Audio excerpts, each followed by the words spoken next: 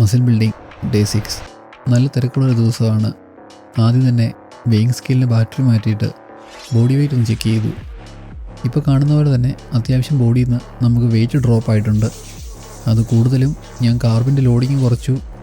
കൂടുതലും ഞാൻ ലീനായിട്ട് തന്നെ ബോഡി ബിൽഡ് ചെയ്ത് വരാം എന്നൊരു പ്ലാനിങ്ങിലാണ്. അപ്പോൾ നേരത്തെ ഞാൻ ബിൽഡ് ചെയ്തതിൽ ഒത്തിരി സൈസായെങ്കിലും കൂടുതലും വാട്ടർ വെയ്റ്റും ഒത്തിരി കാർബ് ലോഡ് ചെയ്തതിൻ്റെ ഒരു സൈസുമായിരുന്നു. അപ്പോൾ ഇപ്രാവശ്യം അത് ഇച്ചിരി കൂടെ ഡൗൺ സൈസ് ചെയ്ത് പ്രോപ്പറായിട്ട് തന്നെ ലീൻ ടിഷ്യൂസ് ആയിട്ട് തന്നെ ഒന്നുകൂടെ ഫോക്കസ് ചെയ്യാമെന്നോർത്താണ് ചെയ്തുകൊണ്ടിരിക്കുന്നത്. പുതിയൊരു അപ്രോച്ചുമാണ് യൂസ് ചെയ്യുന്നത്. വൈറ്റമിൻ ക്യാപ്സ്യൂൾസ് മേടിക്കാൻ പുറത്ത് പോയെങ്കിലും ഉദ്ദേശിച്ച വൈറ്റമിൻസ് ഒന്നും കിട്ടിയില്ല. അത് കഴിഞ്ഞ് കാത്തിയെ കൊണ്ടുവരാൻ വേണ്ടി എയർപോർട്ട് വരെ പോയി ബോറടിച്ചുകൊണ്ട് കുറച്ച് പീനട്ട്സും കഴിച്ചു.